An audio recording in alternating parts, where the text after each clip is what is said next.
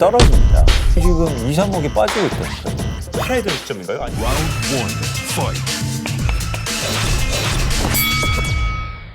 과연 이광수 연구원이 보시는 앞으로 집값 전망 어떻게 보십니까? 제 의견은 굉장히 명확한데요. 떨어집니다. 떨어져요? 네. 그러니까 진짜 올해 떨어진다고 말씀하시는 분 거의 없어요 지금. 왜냐하면 올해 전망할 때 네. 뭐 신문 기사나 아니면 뭐 언론에서 이렇게 조사를 하잖아요. 전문가도 조사는 제가 거의 유일하더라고요. 네. 그래서 제가 되게 놀랐는데 네. 사실은 솔직히 말씀드리면 미래는 예측하기 힘들죠. 네. 떨어질지 오를지 사실 저는 약간 불안하기도 합니다. 근데 네. 제가 확실히 말씀드리고 싶은 건 뭐냐면 부동산을 통해서 저희가 얻을 수 있는 기대 수익률은 계속 떨어지고 있어요. 네. 그리고 수요도 감소하고 있고. 네. 그러면 정상적인 활동 그리고 상황을 감안한다면 네. 사실 부동산 가격은 계속 조금 조정될 수 있고 하락할 가능성이 굉장히 큰 거죠. 확률적으로. 근데 만약에 여기서 비정상적인 과정이 좀 발생하게 되거나 네. 그런 현상이 나타나면 뭐 다른 일이 일어났겠지만 저는 어떤 기대 관점, 기대 수익 관점 그리고 또 확률 관점에서는 한국의 부동산 가격이 특히 서울을 중심으로 해서는 아파트 가격이 조정될 가능성이 높다는 게 저의 생각입니다. 네. 최근에 어떤 언론 기사를 보니까 8명의 부동산 전문가를 인터뷰했다 그러면서 8명이 다 상승을 외치는 거예요. 네. 그런데 거기에 이광수 연구원은 빠져 있더라고요. 네. 이젠 심지어 이제 신문 기사 같은 데서는 이광수 연구원 아예 빼버리는 사람이 돼버렸는데 자 그렇게 판단하는데 분명히 네. 이유가 있을 것 같아요. 네. 이렇게 나만 홀로 이렇게 확신에 차서 집값이 떨어진다라고 말씀하실 때는 그 근거와 이유가 있을 것 같은데 그게 뭔지 굉장히 궁금하거든요. 가격을 결정하는 건 공급과 수요입니다. 네. 그러면 가격이 빠지려면 공급이 증가한다든가 아니면 수요가 감소해야죠. 네. 일단 수요가 아까 말씀드린 것처럼 감소하고 있어요. 가장 큰 이유는 대출 규제 때문입니다. 금리가 떨어져도 원천적으로 대출이 안 되기 때문에 그러면은 살 수 있는 사람들이 계속 줄어드는 거죠. 그리고 기본적으로 가격이 오르면 수요가 줄어들 수밖에 없어요. 그 가격을 감내할 만한 기본적으로 그러니까 수요가 감소할 수밖에 없기 때문에. 그래서 억지로 조금 요즘에 문제가 되고 있던 게 돈은 없는데 사고 싶으니까 편법 증여. 네. 그리고 뭐 아빠 찬스, 엄마 찬스 이런 게 나오는 거 아닙니까? 그렇죠. 그러니까 이런 것들이 원천적으로 봉쇄된다면 사실은 지속적으로 수요는 감소할 수밖에 없다. 네. 라는 게 저희 생각이고요. 수요가 감소하면 가격은 조정받을 수 있습니다. 그런데 중요한 건 한국의 집값을 더욱더 결정적으로 결정하는 건 수요가 감소한다고 해서 가격이 막 빠지진 않아요. 문제는 집을 갖고 있는 사람들이 팔아야 됩니다. 그렇죠. 그래서 특히 다주택자를 중심으로 해서 집을 과연 팔 거냐 안 팔 거냐가 이제 전망의 가장 중요한 핵심 근거인데요. 정부가 그런 차원에서 6개월 안에 10년 보유 이상인 아파트에 대해서 팔면은 세금을 중과를 안 해줄게 이런 정책도 발표하고 그리고 보유세가 강화되지 않습니까? 네. 그러면 자동적으로 매물이 계속 증가할 수 있다는 거죠. 최근에 지표를 보면 서울의 아파트가 과거에는요 10채 100채 중에서 8채가 시장에 매물로 나와 있었습니다. 네. 근데 지난해는 역대 최고치를 기록했는데요. 거의 4채 미만으로 줄어들었어요. 네. 그만큼 집을 갖고 있는 사람들이 시장의 매물을 계속 걷어들이기만 했던 거죠. 그런데 앞으로 보유세가 증가하고 그리고 또 양도세 감면이라든가 이런 것들이 추가적으로 혜택이 있으니까 일시적으로 매물이 증가할 수도 있고 수세적으로도 매물이 증가할 수 있다는 게 저의 생각입니다. 그러면 투자 수요 감소하고 시장의 매물이 증가하면 당연히 가격은 조정받을 수 있다는 겁니다. 그렇군요.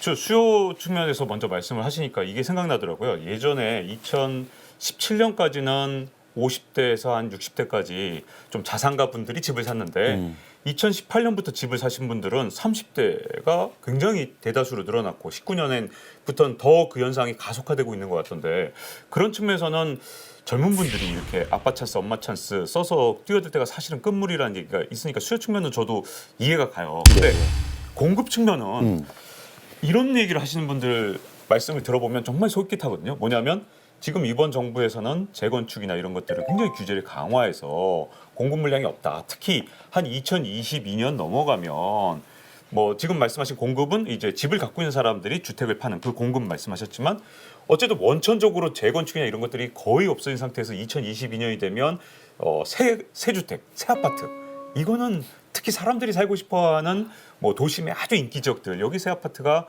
거의 없어지기 때문에 집값이 크게 오를 수 있다라고 얘기하실 때 그건 정말 솔깃하더라고요. 이건 어떻게 생각하십니까? 굉장히 솔깃하고요. 네.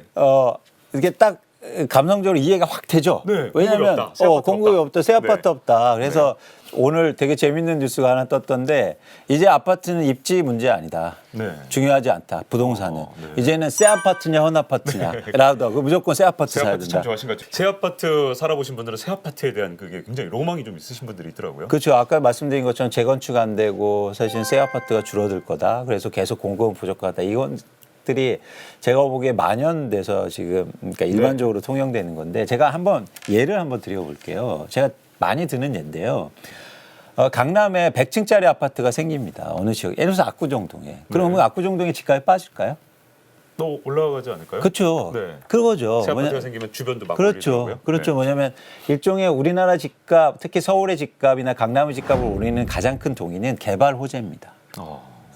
그리고 실제로 재건축을 한다고 그래서 새 아파트가 그렇게 많이 생기지 않아요. 왜냐하면 멸실주택이 있기 때문에. 네. 그래서 자꾸 재건축을 통해서 공급을 말씀하시는데 그거는 개발 호재거리를 주고 오히려 그리고 시장의 불안 요인을 더 가중시키는 겁니다.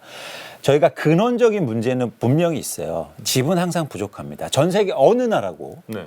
집이 풍족한 나라는 없어요. 그렇죠. 근데 그 문제를 통해서 한국은 집이 부족하다, 집값은 계속 오를 거다 이렇게 얘기하는 건 좀 저는 그러니까 해결되지 않는 문제로 해서 이유를 대는 건 저는 그 일시적인 변동 요인을 설명하고 이해하는 데는 부족하다는 거죠. 네. 그래서 공급은 어떤 공급이 돼야 되냐면 제가 생각하는 공급은 이런 재건축이나 재개발을 통해서 개발 공급이 아니고요. 원천적으로 제 용어를 빌리자면 파괴적 공급이 필요합니다.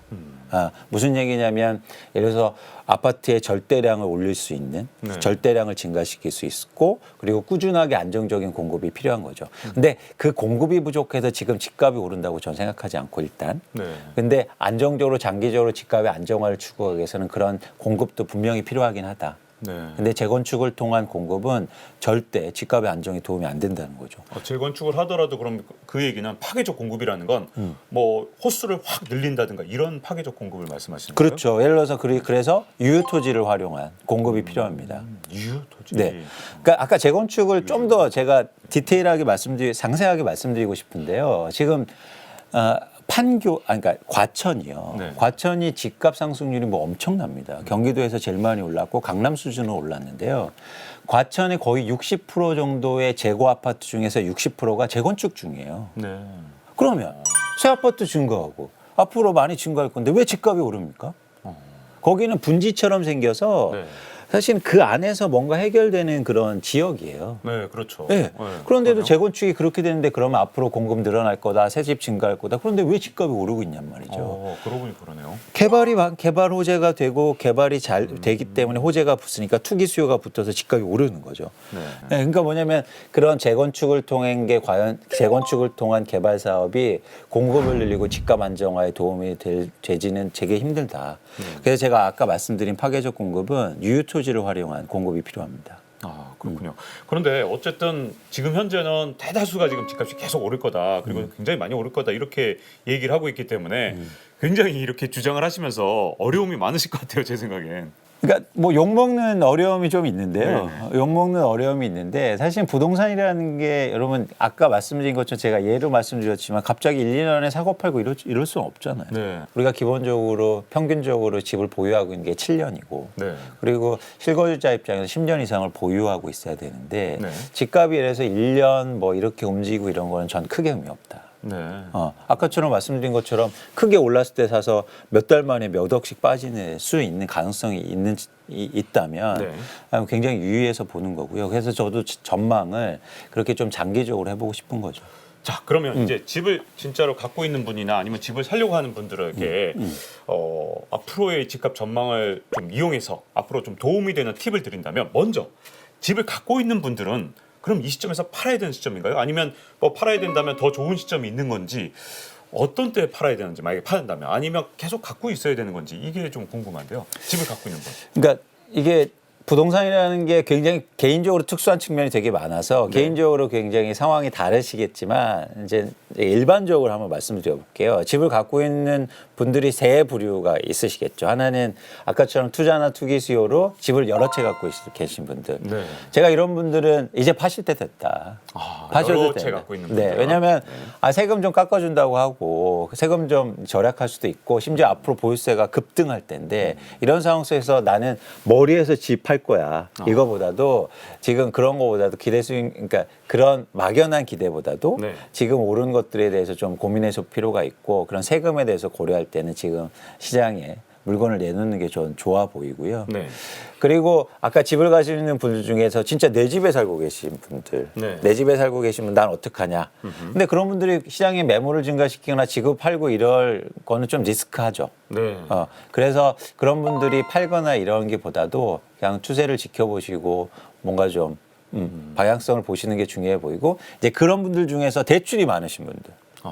내 집인데 대출이 많으신 분들은 네. 조금 저는 매도도 고민해 보셨으면 좋겠다. 왜냐하면 이제는 그러니까 빚은요 제가 생각하기에는 이거 되게 웃으실지 모르겠지만 대출을 이렇게는 오히려 금리가 굉장히 낮을 때 가장 낮을 때 갚고 네. 가장 높을 때 꿔야 될 것 같아요. 거꾸로요? 예, 왜냐면 그러면 금리는 계속 낮아지는 거고요. 네. 그리고 만약 진짜 금리가 지금 바닥이라면 향후로 계속 올라갈 거잖아요. 네. 근데 오히려 이렇게 금리가 낮으니까 지금이야말로 대출을 받아서 집을 사야 될 때다 이렇게 말씀하신 분들 있잖아요. 그러니까 전형적으로 그렇게 네. 그러니까 그거를 세상이나 투자를 스톡 관점에서 보는 거죠. 지금만. 근데 저희는 미래에 투자하는 거 아닙니까? 그렇죠. 플로우에 투자해야죠. 네. 그래서 예를 들어서 금리가 추가적으로 내려가면 어떤 고민을 하셔야 되냐면 여기서 더 내려갈 수 있을까? 혹시 이게 마지막이 아닐까? 이런 고민들을 투자에서는 계속 해야 되고 그게 네. 투자든 내 집 마련이건 이건 고민을 좀 해야 되는 겁니다. 아. 예. 그리고 이제는 그 아까처럼 무주택자분들 네. 이런 분들한테 말씀드리고 싶은 게 시장의 가격 변동성이 굉장히 커졌기 때문에 네. 최소한 올해 특히 상반기에는 지금 집을 무리해서 사실 필요는 없으시다는 게 저희 생각이고요. 근데 이제 마음이 급해지는 게 내가 안 샀더니 이렇게 수용성 집값 오른다고 또 기사 나오고 또 제2의 수용성 또 나온다고 막 벌써 겁주는 기사들이 계속 나올 때마다 그거 볼 때마다 겁먹을 것 같아요. 야 이거 나만 이거 소외되는 거 아니야? 이런 두려움. 그거 또 무서운 거 아닙니까 또 한편? 맞습니다. 근데 제가 자주 드리는 말씀이 관성을 이기셔야 돼요. 모두 다 그렇게 생각할 때 똑같이 하면은 네. 항상 뭔가 잘못된 선택을 하게 됩니다. 네.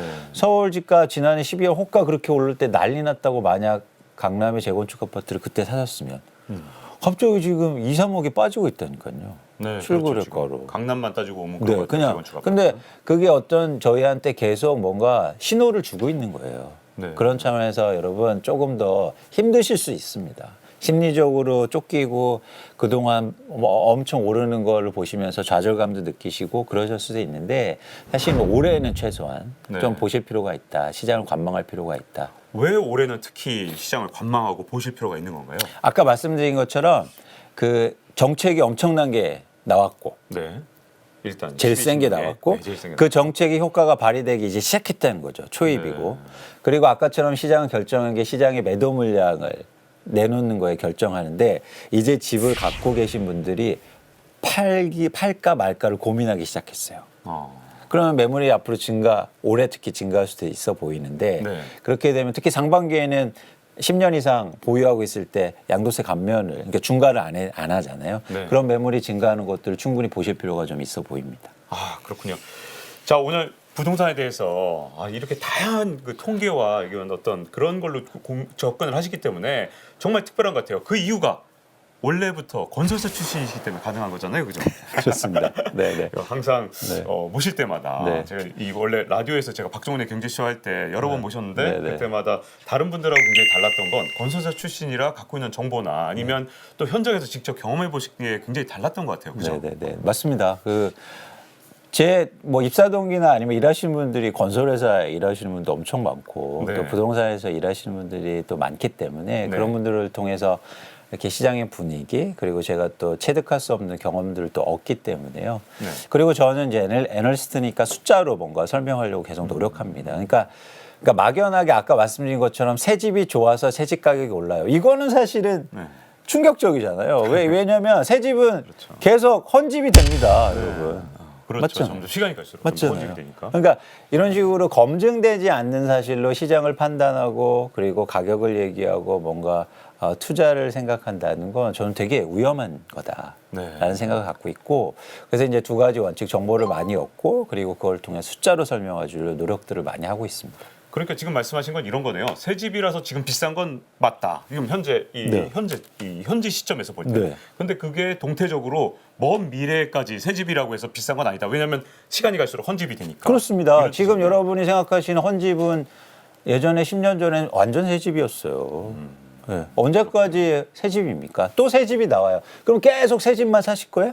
그건 아니잖아요. 전 오히려 반대로 이렇게 하겠습니다. 헌집이 지가에 빠졌으면 헌집 사고 새 집을 기다리겠어요. 아, 지금 높은 새 집을 가고 헌집을 계속 경험하느니. 네. 그러니까 이렇게 저는 여러분이 아까도 잠깐 말씀드렸지만 지금 순간, 지금 스톡을 관심 있게 보시는 것보다 플로우, 흐름, 변화 이런 관점에서 부동산 시장도 보시고 내 집 마련도 하셨으면 좋겠다는 생각을 가지고 있습니다. 네. 오늘 뭔가 역발상에 대한 부동산 접근 방법을 좀 배운 것 같고요. 오늘 정말 감사합니다. 이 미래의 셋 배우 이광수 연구원 모시고 부동산에 대해서 들어봤습니다. 자, 경제 한방 마칠 시간이 됐습니다. 저 경제 한방 이 구독 꼭 눌러주시고요. 다음 시간에 또 뵙겠습니다. 감사합니다. 고맙습니다. Round one, fight.